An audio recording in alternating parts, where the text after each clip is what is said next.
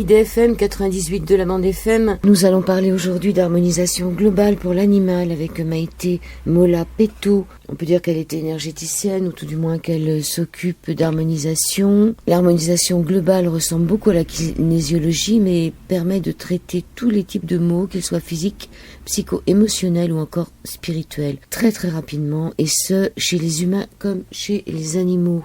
Maïté Mola-Peto, bonjour. Bonjour. Vous êtes devenue praticienne en harmonisation globale. Oui. Est-ce que c'est seulement votre métier, vous faites que ce métier ou vous avez d'autres cordes à votre arc? Non, je fais différents soins en fait, ça tourne autour des soins, mais je ne fais pas que ça.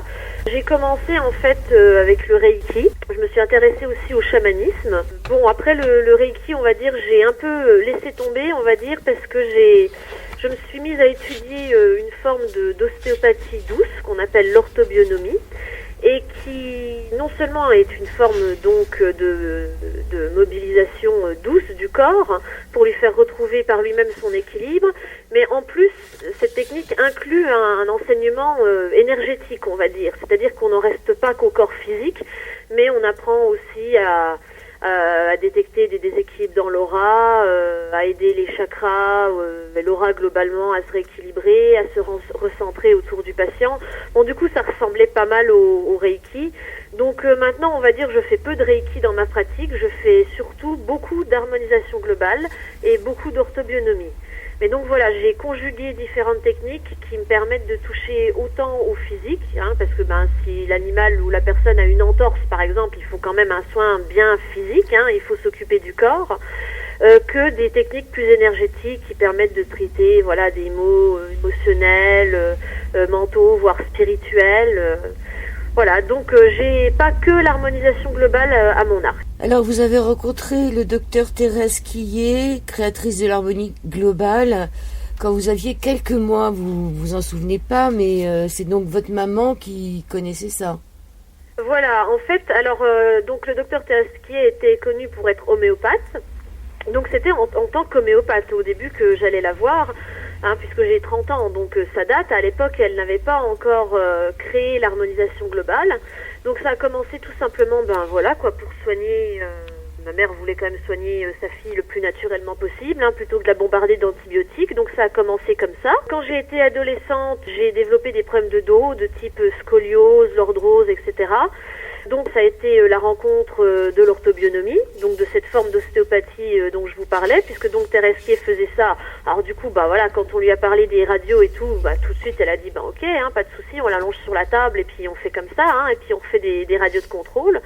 Donc elle m'a redressé totalement la colonne vertébrale, en une séance. Bon, après il a fallu des séances d'entretien tout au long de la croissance. Mais déjà en une séance, elle avait enlevé toutes les tensions et tout. Le résultat était très très net à la radio de contrôle. Et puis justement, quelques années un peu dans les années là, elle commençait par ailleurs à développer peu à peu l'harmonisation globale. Mais donc elle en faisait pas encore systématiquement avec des patients, ou alors avec ceux dont elle avait vraiment confiance, on va dire. Et donc en fin de carrière, puisque maintenant elle est à la retraite depuis peu, cette doctoresse, elle a commencé vraiment à développer l'harmonisation globale beaucoup plus, à l'inclure dans sa pratique. Et puis maintenant qu'elle est en retraite, elle l'enseigne. Voilà.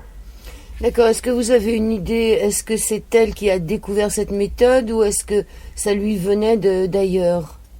Alors, elle, si vous lui posez la question, elle vous dira pas qu'elle l'a inventée.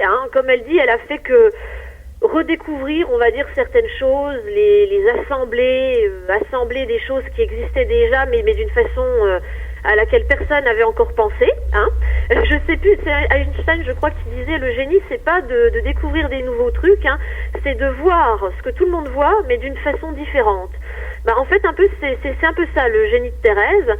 Donc, pour vous situer les grandes étapes, et si j'en oublie pas, en fait, ça a commencé justement en donnant une séance d'orthobionomie à une patiente, parce que comme je vous disais, dans cette technique, on va dire entre guillemets d'ostéopathie douce, il y a aussi, on accorde une grande importance à l'attitude du praticien, qui doit être ancré, centré, neutre. On n'y va pas avec une pensée normale que peut avoir n'importe quel médecin généraliste qui vous reçoit ou n'importe quel kiné ou ostéopathe classique qui vous donne des soins. Donc il y a vraiment une attitude du praticien en orthobionomie qui est très importante et qui fait l'efficacité de la méthode, quoi. Et donc elle remarquait en fait que quand elle avait la tête d'une patiente entre les mains, allongée sur la table, parce qu'elle était en train de lui faire un travail plutôt crânien, parce que je ne sais pas ce qu'avait cette patiente, mais elle avait besoin d'un travail crânien. Et à ce moment-là, Thérèse remarque que justement, quand elle s'ancre, elle parle pendant la séance avec ses patients, et la dame lui racontait des soucis de je ne sais trop quel ordre qu'elle avait, et qui la touchait beaucoup émotionnellement. Elle était très perturbée, cette dame, très stressée ou quelque chose comme ça. Et donc, Thérèse est en train de lui faire le travail crânien, donc Thérèse est centrée, ancrée, à l'écoute, etc. Donc, elle remarque que tout en manipulant le crâne, et cette patiente donc parle en même temps, et tout d'un coup, cette patiente reprend un rythme respiratoire normal en fait. Tous les facteurs de stress, les marqueurs physiques du stress paraissent et peu à peu tout se régularise. On voit que, comme on dit, elle réenclenche le système parasympathique, c'est-à-dire le système de décompression, de repos. Et donc, partant de là, Thérèse se dit, mais en fait, si je reste en état de présence, centré et tout en manipulant peut-être certaines zones du crâne ou autres, pendant que le patient évoque son problème, apparemment, je peux vraiment le libérer, quoi. Alors que sinon, en fait, il parle, mais rentrer chez lui, ça va pas mieux, quoi. Tandis que là, vraiment, la personne se débarrasse du problème, quoi, sur la table. Et donc, partant de là, elle a fait quelques petites expériences. Elle s'est intéressée un peu à des techniques comme la kinésiologie, la thérapie du champ mental. Elle a dû participer à des stages, des choses comme ça. Elle a appris à faire le test du bras musculaire. Alors, je ne sais pas si vous voyez ce que c'est. Les gens qui reçoivent des soins par kinésiologie, en général, savent ce que c'est. Bon, en gros, pour le dire rapidement, on tend un bras. En général, ça se fait avec le bras. Et le praticien exerce une pression sur ce bras en nous faisant dire des choses. Par exemple, on va dire quelque chose, le patient dit une phrase qui normalement ne le perturbe pas, il n'a pas de problème avec ça. Le praticien exerce la pression comme pour faire chuter le bras, mais le patient il résiste de toutes ses forces. Si vraiment la phrase qu'il énonce ne lui pose pas de problème, le bras résiste. Tandis au contraire que si on lui fait répéter une phrase qui vraiment évoque un gros problème pour lui, comme je ne sais pas, je vais dire n'importe quoi, l'accident de voiture que j'ai eu il y a une semaine, là, le patient a beau essayer de résister, on exerce une toute petite pression, clac, le bras, il tombe. Donc en fait, en voyant ce qui fait perdre physiquement de l'énergie au patient, on voit ce qui le perturbe justement, ce qui n'est pas en harmonie avec lui.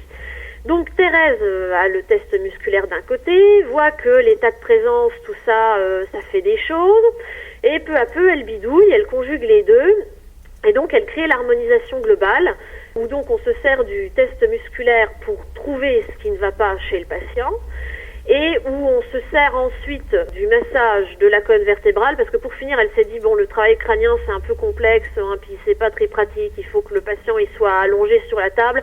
S'il reste assis et que je lui masse le dos, de part et d'autre de la colonne vertébrale, sur le méridien vessie, comme on dit en acupuncture, en médecine chinoise, ça fait pareil. Parce que c'est un méridien, en fait, sur lequel on a des points de correspondance pour tous les autres méridiens du corps, donc ça fait un travail global. Donc voilà, étape par étape, en fait, en constatant que l'état de présence, ça aide le patient à se libérer, que lui toucher certaines zones du corps, ça aide aussi à drainer, etc. En utilisant le test musculaire, bref, en bidouillant tout ça, elle crée l'harmonisation globale. Voilà. Et il y a combien d'années qu'elle a créé cette méthode ? Alors, faudrait lui demander à elle, à partir de quand elle estime que vraiment l'harmonisation globale... au stade final, on va dire, où elle avait fini de bidouiller, entre guillemets, il faudrait lui demander, selon elle, ça a été en quelle année, parce que donc elle a fait tous ses tests et ses découvertes peu à peu. Je pense qu'on peut dire qu'en 2011, déjà, c'était bon, puisque son premier livre parlant d'harmonisation globale, donc avec le titre là, l'expression, du coup, qui est maintenant une marque déposée, comme on dit, le premier livre qu'elle a écrit sur le sujet date de 2011. Donc voilà, on peut dire déjà que au début des années 2010, là c'était bon, elle avait vraiment la méthode. Mais moi, les premiers soins qu'elle m'a fait avec cette méthode-là, c'était peut-être un peu avant 2011. Hein, et elle parlait pas encore d'harmonisation globale à l'époque, il me semble pas. Soit elle me l'a pas dit, soit elle n'avait pas encore trouvé l'expression. Mais je pense que ça date un peu de ces moments-là, 2010, 2011, peut-être un peu avant qu'elle écrive le livre. Alors, vous dites la définition de l'harmonisation globale par sa fondatrice, c'est-à-dire ce docteur Thérèse Quillet. Il s'agit d'une pratique très simple qui permet de restaurer l'harmonie en soi et avec son environnement. Oui. Parlez aussi du livre du docteur Nambudripad. Qu'est-ce que c'est que la méthode NAET? Ça, je ne connaissais pas. Un site, naet. Je ne sais trop quoi, FR, EU. Et oui, c'est une méthode qui est moins connue en Europe que aux États-Unis, en tout cas dans certains États, pour ce que j'en sais. En Californie, par exemple, c'est pas mal développé. Thérèse s'est aussi intéressée à la méthode NAET. La méthode NAET, justement, est plus compliquée. Claire, je crois, une des praticiennes et enseignantes françaises, qui maintenant est du côté d'Agen, si je me trompe pas, qui disait Thérèse, c'est la reine de la simplification. Et c'est vrai, pourquoi vouloir faire plus compliqué? Et les gens s'imaginent en fait qu'il faut que ce soit compliqué, une méthode quelle qu'elle soit pour que ça marche.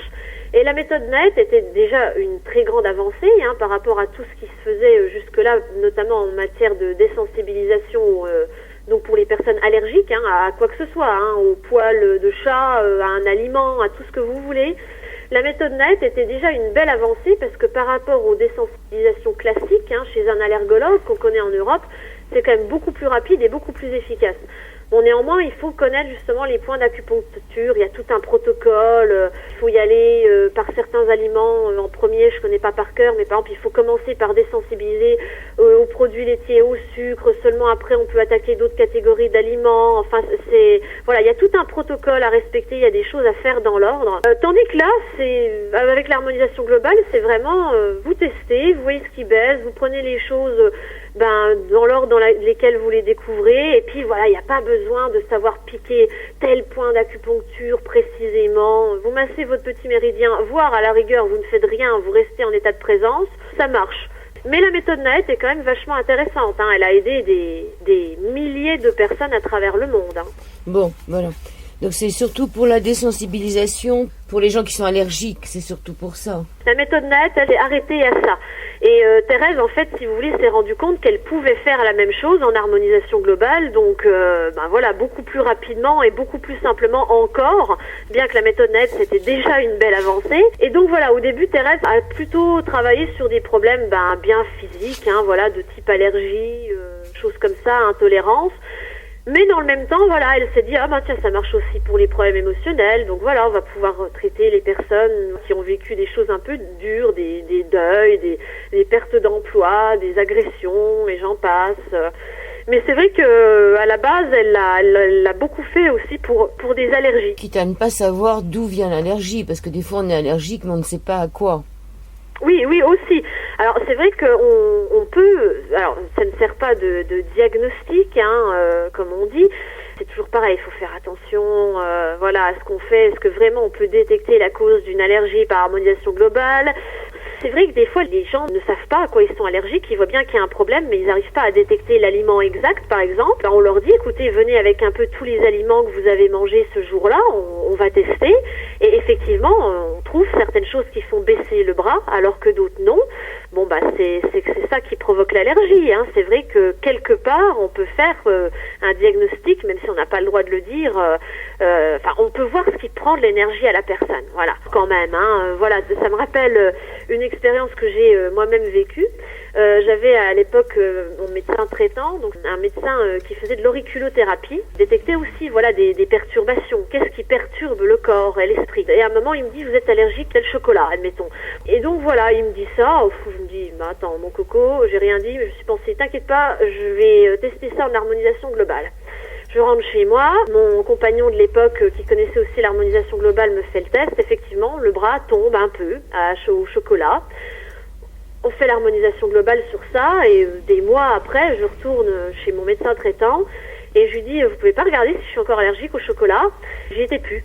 Donc vous voyez que par une méthode ou une autre, ça se recoupe, hein, et c'est vraiment valable. Le test musculaire est valable.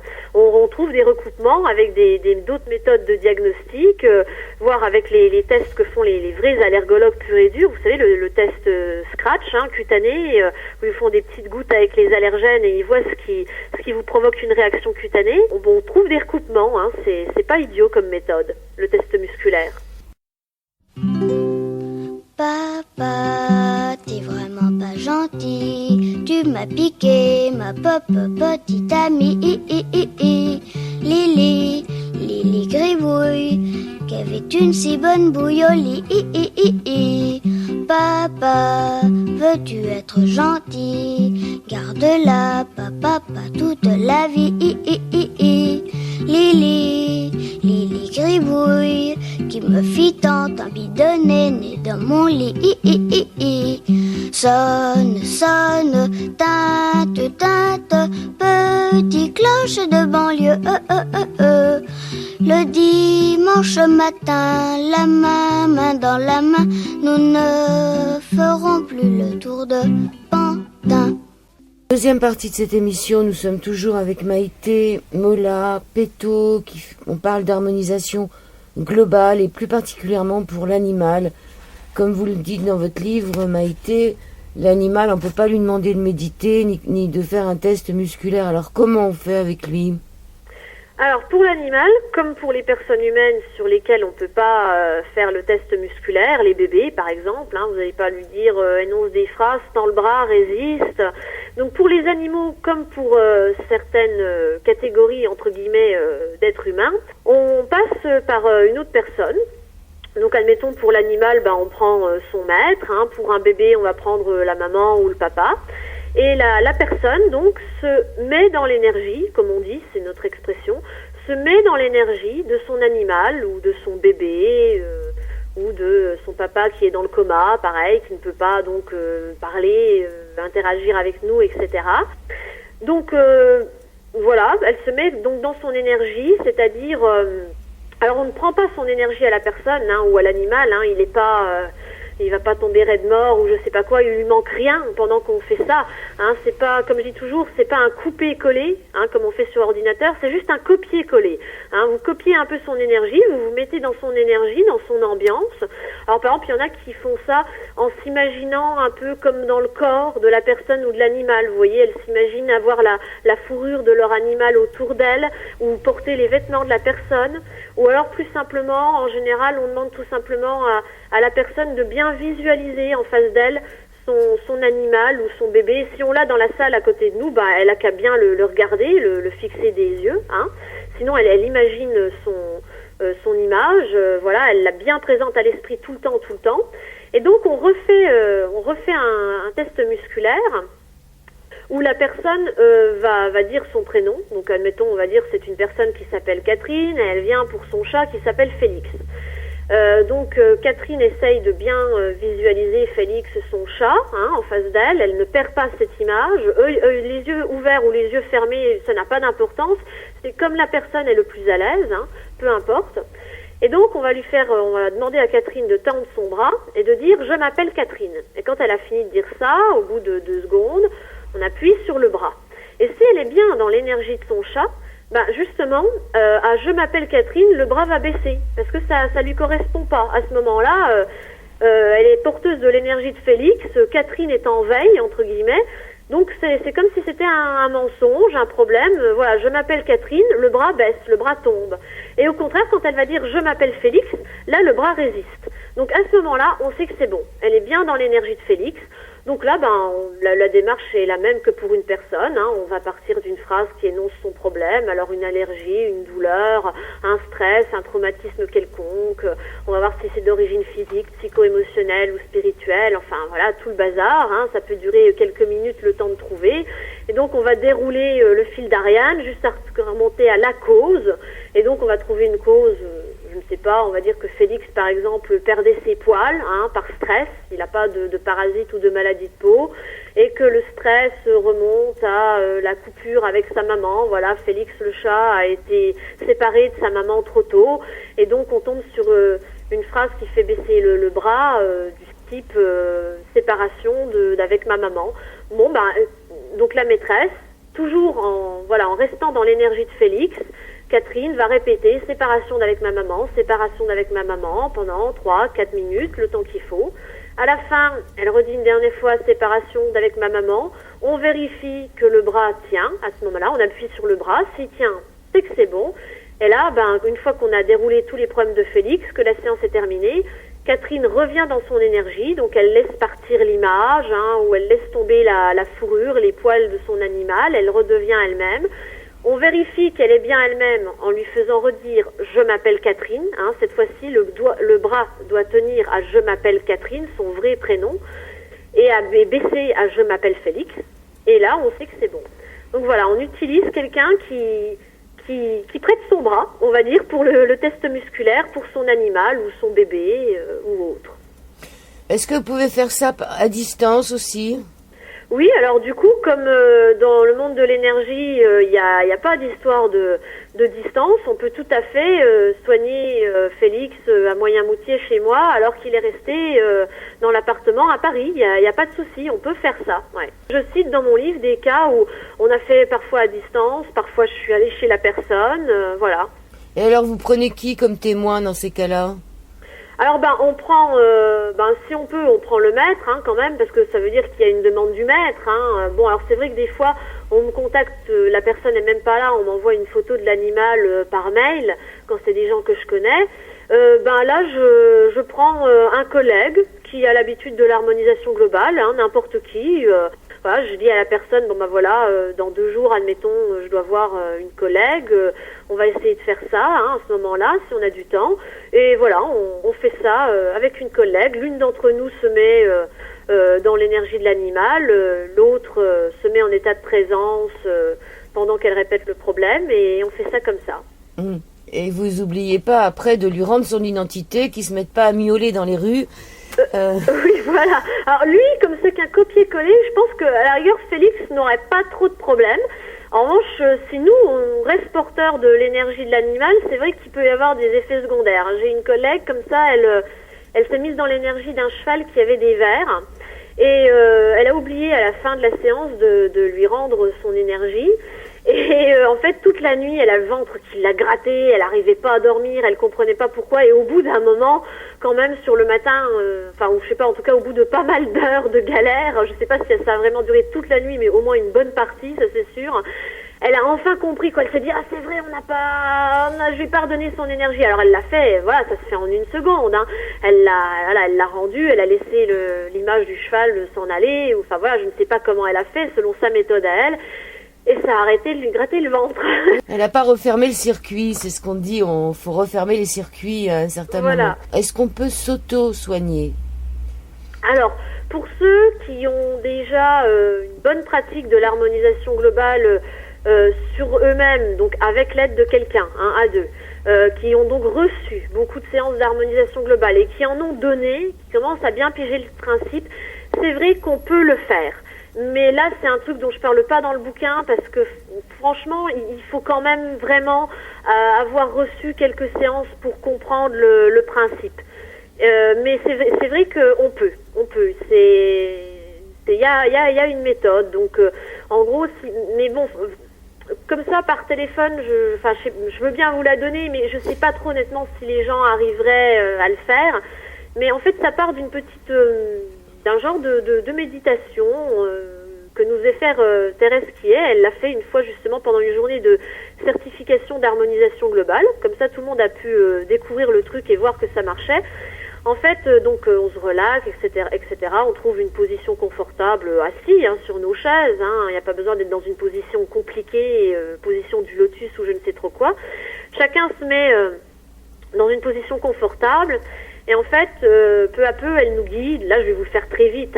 Elle le fait bien, avec la bonne voix, la bonne intonation. Ça dure plusieurs minutes. Mais en fait, elle nous fait prendre conscience de notre corps. Elle nous dit, vous vous trouvez, vous vous mettez au niveau physique, au niveau du corps. Puis, vous vous mettez au niveau émotionnel. Vous voyez ce que ça fait. Voilà, en vous connectant, par exemple, à une émotion, positive ou négative, peu importe. Bon, maintenant, vous laissez tomber l'émotion. Vous vous mettez au niveau mental, au niveau des pensées, ce genre de choses. Ah, puis vous vous élevez, vous vous mettez au niveau spirituel. Donc, par exemple, vous vous imaginez être une goutte d'eau dans l'océan. Et vous êtes vraiment votre goutte d'eau, vous avez encore une certaine individualité, mais en même temps, quelque part, vous êtes totalement noyé dans l'océan. Et en fait, de ce point de vue-là, une fois qu'on est donc au niveau spirituel, comme elle l'appelle ça, si vous avez par exemple une douleur physique, je sais pas, là j'ai remarqué que j'avais un point dans le dos tout à l'heure quand j'étais au niveau physique, ou alors d'être au niveau émotionnel, j'ai pris conscience que je sais pas, en ce moment je suis un peu tendue, je suis un peu stressée, etc. Quand vous arrivez au niveau spirituel, en fait, vous vous dédoublez d'une certaine façon. Vous êtes votre petite goutte d'eau dans l'océan et en même temps vous vous voyez loin, très loin là-bas, je sais pas, au fin fond de l'océan ou de l'espace. Et vous voyez vous-même, ce vous, qui ressent cette douleur physique. Vous prenez conscience, il prend conscience de son point dans le dos. Alors il prend conscience qu'en ce moment il est stressé. Et vous restez là, en état de présence. Donc vous arrivez en fait à la fois à avoir l'attitude de la personne qui reçoit l'harmonisation globale, normalement, qui reste en contact avec son problème, qui est en train de se mettre dans son problème, de ressentir les effets, donc soit la douleur, soit son stress, etc., ou qui pense à son traumatisme, qui contacte son problème d'une manière ou d'une autre. Et en même temps, vous êtes cette petite goutte d'eau, donc vous avez l'attitude neutre, centrée du praticien, donc une partie de vous fait canal quand même, mais pour vous-même. Et vous restez comme ça, plusieurs minutes. Et effectivement, quand vous sortez de cet état méditatif, que vous reprenez conscience peu à peu, vous rouvrez les yeux, vous verrez que dans la plupart des cas, le point de tension au dos aura disparu, le problème émotionnel que vous avez traité aura disparu. Donc on peut, mais ça demande de l'entraînement, quoi. Mais effectivement, au bout d'un certain nombre de semaines, de mois, d'années de pratique, je sais pas, ça va dépendre des gens en fait. On peut effectivement s'auto-soigner par harmonisation globale. Oui, c'est tout à fait le fait d'être spectateur de ce qu'on est et d'être en même temps le spectateur et l'acteur tout en n'étant rien du tout. C'est une très très jolie formule, cette goutte d'eau dans l'océan. Parce que c'est retourner à la source. Et pour revenir à cette harmonisation globale, ou à la kinésio, parce qu'il y a vraiment dans la kinésiologie des moments où les réponses sont tellement extraordinaires. Peut-être que finalement on n'est qu'un dans cet océan cosmique. Voilà, c'est toute la question qu'on peut se poser quand on fait un soin. Pour les animaux, ils sont beaucoup moins... Ils se posent pas de questions, ça c'est clair. Oui, et ça marche. Est-ce qu'il y a des moments où ça ne marche pas sur l'animal quand même ? Sur l'animal comme chez l'humain, donc à ce moment-là, justement, on voit si on n'a pas, peut-être qu'on n'a pas cherché l'origine. Admettons, on a voulu désensibiliser au carré de chocolat, mais on s'est pas posé la question de l'origine. Là, en revanche, au deuxième soin, on va y revenir. Alors, c'est quoi ? C'est physique, c'est psycho-émotionnel, c'est spirituel. Donc, quand un problème est très complexe, c'est vrai que des fois, ça ne fonctionne pas, ou alors ça ne fonctionne que partiellement. Par exemple, des personnes qui vont avoir tendance à développer, je prends un exemple parmi d'autres, des problèmes de peau. Il y en a, c'est vraiment lié à un traumatisme. Voilà, vous les harmonisez à ça, c'est fini, plus d'eczéma, de psoriasis ou de je ne sais trop quoi, c'est réglé. Il y en a d'autres chez qui le problème de peau, quel qu'il soit, quelque part marque un problème, c'est dès qu'ils ont un problème. Dès qu'ils ont un problème, chez eux, ça s'exprime par la peau. Mais donc, c'est pas lié à un truc spécifiquement. Les problèmes de peau vont diminuer au fur et à mesure que la personne va régler ses traumatismes, et donc on va en trouver 2, 3, 4, 5, 6, etc. Donc, c'est vrai que des fois, ça ne marche pas. Donc, à ce moment-là, on peut se dire que soit la personne revient, on cherche pendant plusieurs séances, et c'est vrai que des fois, certains symptômes, il faut plusieurs séances pour les régler, soit la personne peut aussi choisir d'aller voir ailleurs, de se dire l'harmonisation globale c'est peut-être pas ce qu'il me faut, je vais essayer l'hypnose ou je ne sais trop quoi, l'acupuncture. Donc oui, évidemment, comme dans toute méthode, les résultats sont jamais 100% garantis, chez l'animal comme chez l'humain.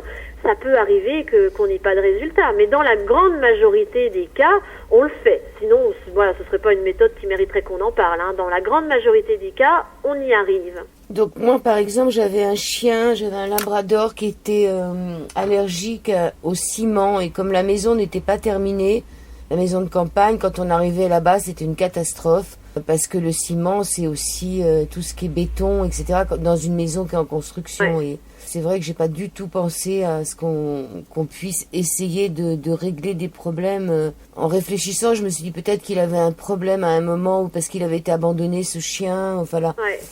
Oui, voilà, c'est le genre de truc sur lequel on peut travailler en harmonisation globale, quoi. On part de l'allergie au ciment, on voit si c'est physique, psycho-émotionnel, spirituel.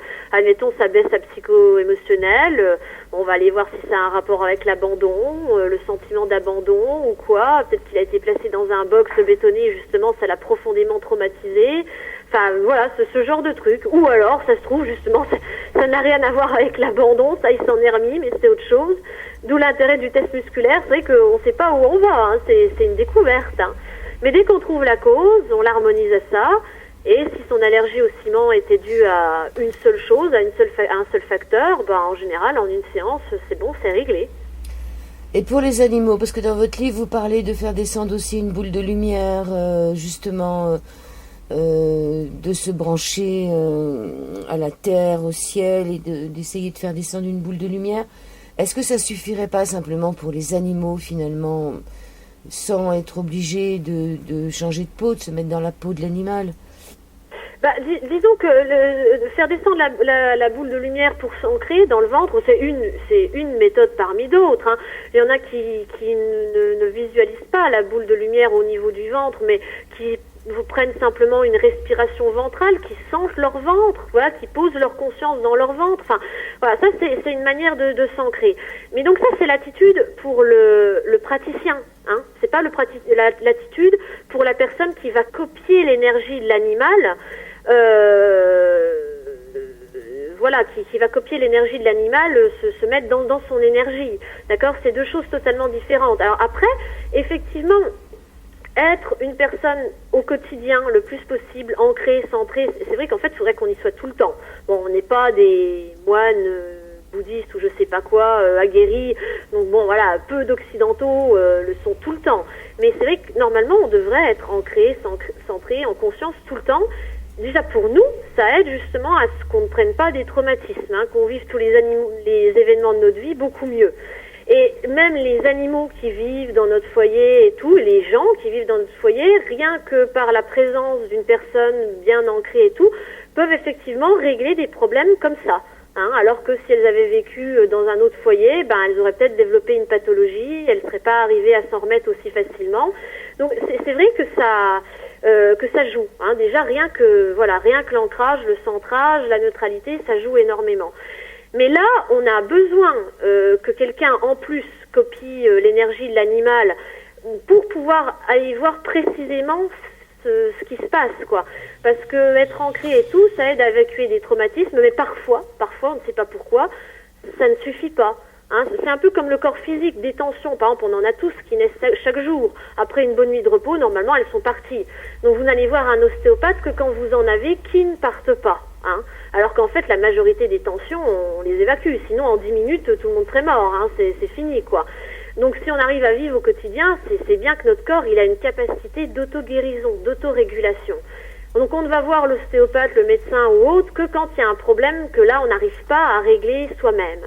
Et ben là, c'est un peu pareil. Hein. Au bout d'un moment, on a quand même besoin d'une personne qui copie l'énergie, ben justement pour pouvoir faire entre guillemets parler l'animal par l'intermédiaire du test musculaire, parce que là il a vraiment besoin qu'on mette le doigt sur son problème, quoi.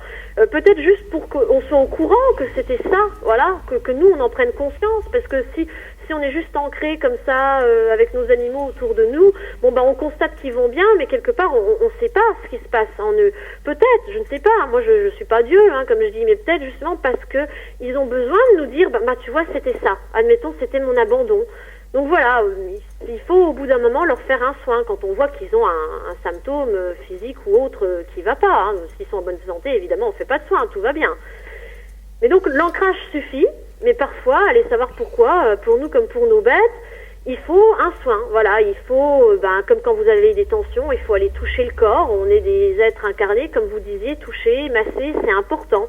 Au bout d'un moment, le corps, il a besoin d'être touché. Au bout d'un moment, l'âme, l'esprit, etc., tous les niveaux plus subtils, peu importe comment on les appelle, ils ont besoin aussi qu'on aille dialoguer avec eux et de nous dire, bah voilà, c'était un sentiment d'insécurité, c'était un sentiment de tristesse, c'était mon abandon, c'était l'accident de voiture que j'ai eu il y a 3 ans, c'était la dispute de papa-maman quand j'avais 2 ans.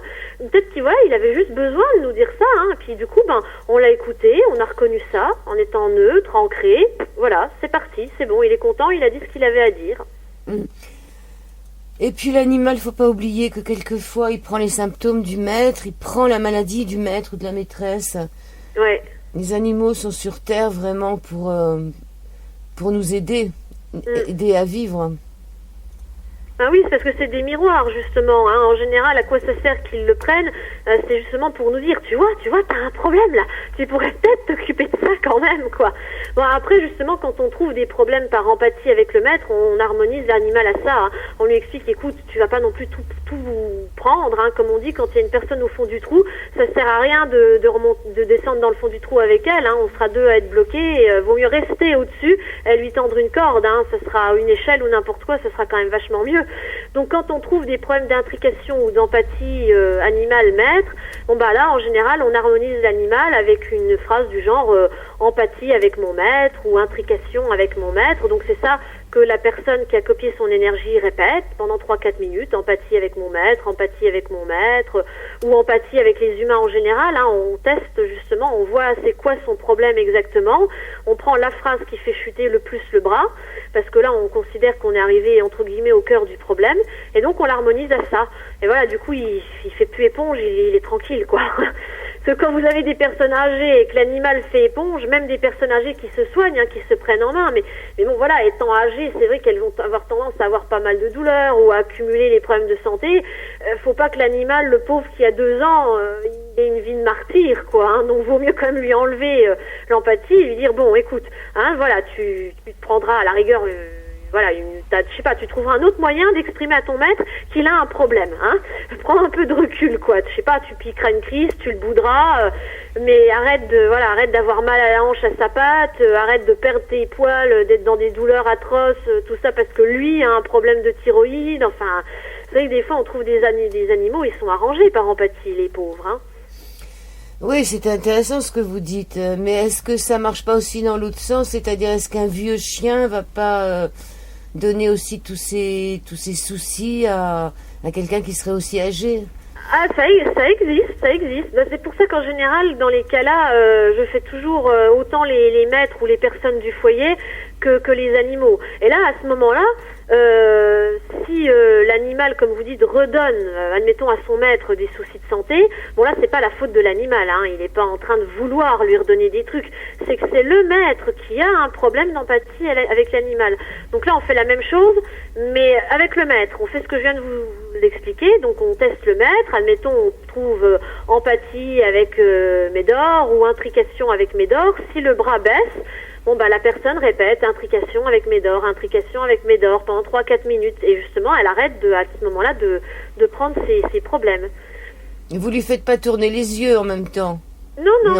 C'est juste vraiment la personne, soit quand c'est un truc physique, admettons d'allergie, tient l'allergène dans sa main, soit pour tout ce qui se fait à un autre niveau, psycho-émotionnel, spirituel et tout ça, répète la phrase.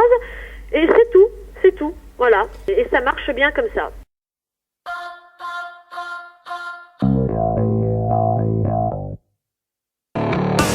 C'est beau la vie quand on y pense, un peu moins quand on la dépense, à s'énerver toute la journée, on finit par tout oublier, n'ayons plus peur de l'essentiel, n'oublions pas d'être fidèles à ceux qui nous montrent le ciel, voler nos âmes. IDFM 98 de la bande FM, nous poursuivons cette émission avec Maïté, Mola Peto. Bon, ça c'est pas dans votre livre, vous êtes peut-être pas obligé d'y répondre, hein, parce que c'est pas dans votre livre du tout. Est-ce que vous faites une communication avec les défunts? Oui, ça peut arriver. Alors après, là pareil, chaque praticien en harmonisation globale voilà, fait ce qu'il veut. Hein. Il y en a qui ne veulent pas toucher à ça et tout. Bon, moi j'estime qu'on va pas, comment dire, on va pas aller chercher les morts, les défunts comme ça pour le plaisir. En revanche, là où je vais toucher à ce genre de choses, c'est quand dans un soin, justement, on part d'un problème donc physique ou psycho-émotionnel quelconque, et justement, quand on recherche la cause, ça va baisser à spirituel, puis donc on continue à chercher, est-ce que c'est karmique, est-ce que c'est lié aux ancêtres, est-ce que c'est ceci, est-ce que c'est cela, est-ce que c'est par empathie avec je ne sais qui, par intrication. Et puis on va aussi demander justement au bout d'un moment, est-ce que c'est un problème avec des entités, des défunts, de ma famille, pas de ma famille, etc. Et donc si le bras baisse à cause d'un défunt, donc voilà, admettons ceci, cela, hein, le problème qu'avait la personne lié à mamie Renée, voilà, qui est morte il y a 3 ans, admettons. Hein, là, effectivement, faut voir exactement ce qui tombe. Si c'est juste, enfin, il n'y a pas l'air d'avoir le défunt en lui-même n'a pas l'air d'avoir un problème. C'est juste, par exemple, la mort de mamie Renée, voilà, m'a causé un profond traumatisme. Bon, ça va, on laisse le défunt tranquille. Si en revanche, la cause qui tombe, c'est justement empathie ou intrication avec le défunt, surtout intrication, alors ouais, là, c'est pas bon. Parce que ça veut dire qu'il y a au moins une partie du défunt. Bon, alors pareil, je rentre pas dans les querelles de clocher. Hein. Est-ce que c'est vraiment son âme qui est pas partie, ou est-ce que c'est juste une partie d'elle, ou je sais pas quoi. Chacun est libre d'en penser ce qu'il veut. Mais quand justement le bras baisse à intrication avec mamie Renée, là en général c'est quand même qu'il y a quelque chose. Il y a du parasitage entre guillemets inconscient. Hein. Mamie Renée, comme sa victime entre guillemets, l'ont pas fait exprès. Mais c'est qu'en général mamie Renée, elle squatte l'aura de la personne qui a ce problème-là. Donc là, il y a 2 façons de faire. Il y en a qui s'arrêteraient juste à harmoniser la personne qui vient vous consulter à mamie Renée, hein, donc intrication avec mamie Renée, intrication avec mamie Renée, etc. Voilà, répéter ça pendant 3-4 minutes. Mais du coup, mamie Renée, elle passe un peu à la trappe, quoi. On s'en fout d'elle, alors que ça se trouve, elle a peut-être pas réalisé qu'elle est morte. Ou alors, donc, justement, autre solution, et là, moi, perso, je prends cette solution, je demande à la personne de se mettre dans l'énergie de mamie Renée.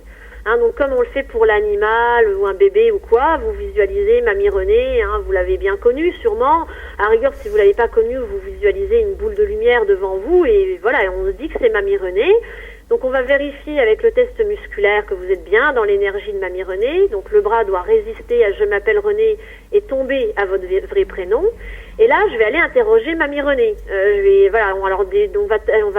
On va tester intrication avec donc la personne qui vient consulter. On va tester des phrases comme je sais que je suis morte, parce que des fois il y en a, c'est voilà, vous leur faites dire je suis mort, le bras tombe. Donc ça veut dire qu'ils sont pas au courant qu'ils sont morts.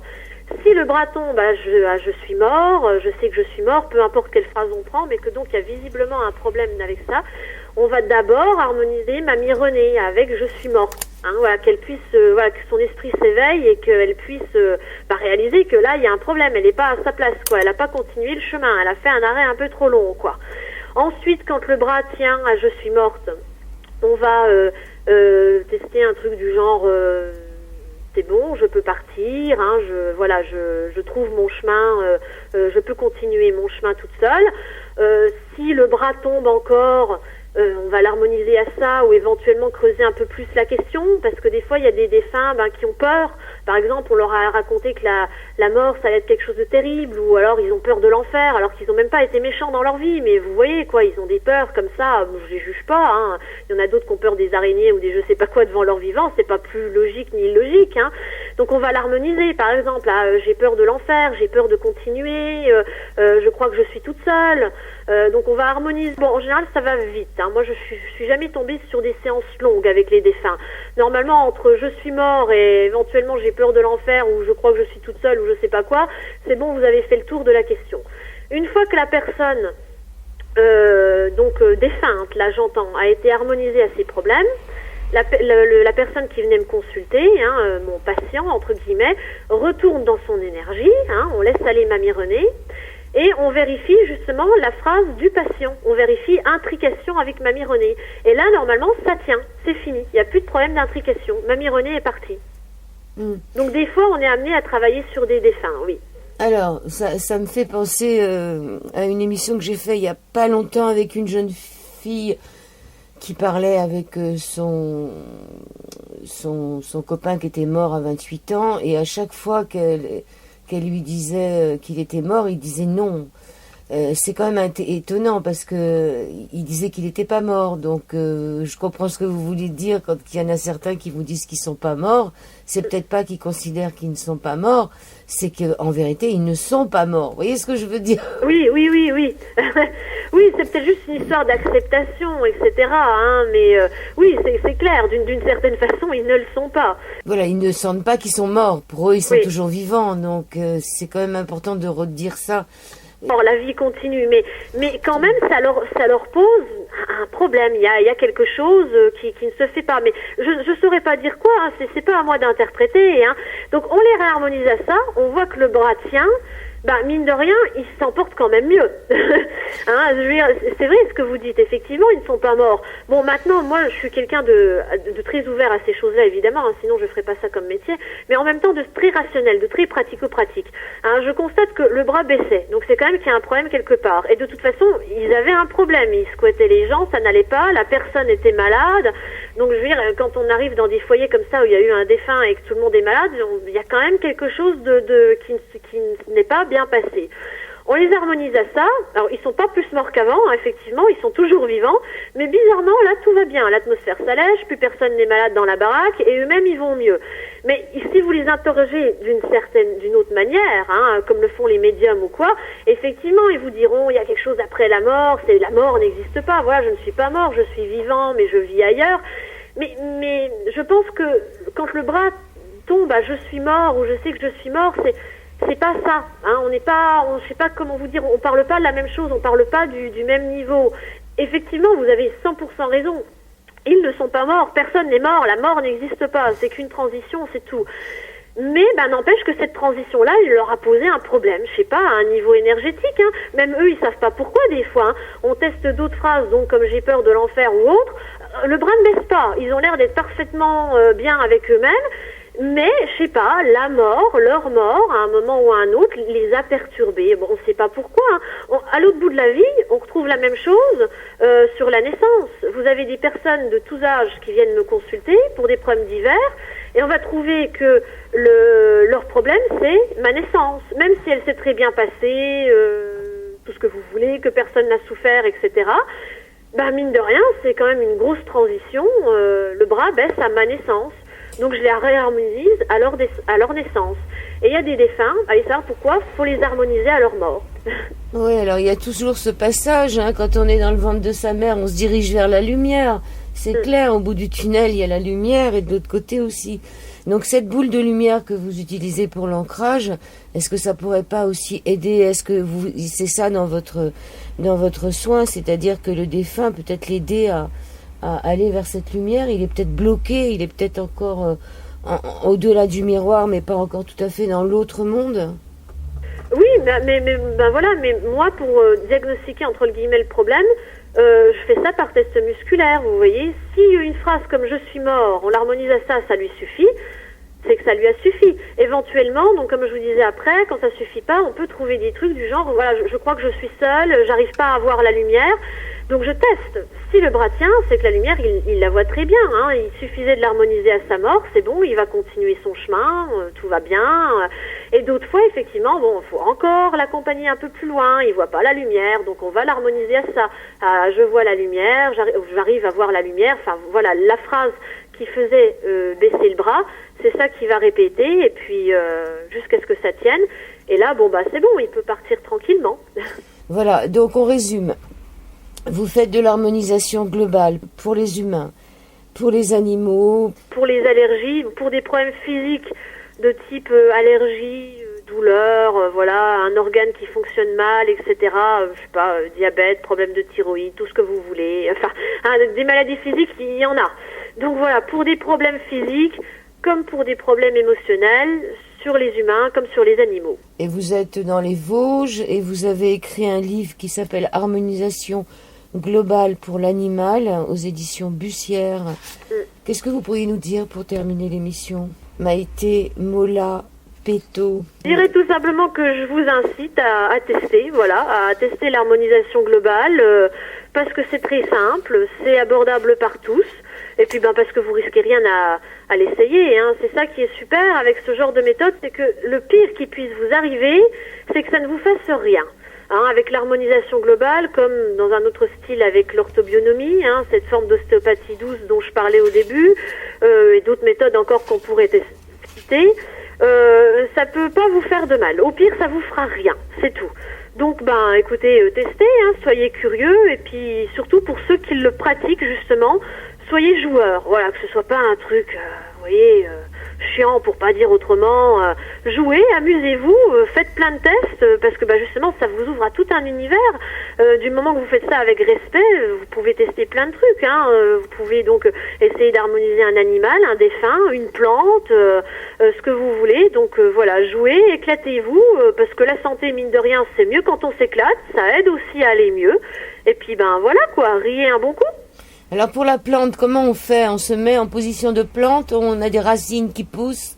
Alors pareil, soit vous imaginez un peu devenir à la plante, comme d'autres s'imaginent porter les vêtements de la personne ou la fourre de l'animal, soit vous visualisez la plante devant vos yeux, et puis donc pour vous assurer que vous êtes bien dans l'énergie de la plante, vous allez refaire le test, hein.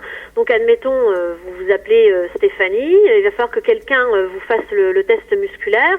Une fois que vous pensez être bien dans l'énergie de la plante, vous tendez le bras, vous dites je m'appelle Stéphanie, le bras doit baisser là, hein, puisqu'en fait on s'occupe plus de vous, on s'occupe de la plante, et vous dites je suis le rosier, je suis le bouleau, le géranium, enfin je sais pas quelle est la plante dont vous vous occupez là, hein, parce qu'a priori elle aura pas de prénom, donc vous dites simplement, admettons si c'est un rosier, je suis le rosier, c'est sous-entendu que c'est ce rosier-là et pas un autre, hein, vous savez bien de qui vous vous occupez.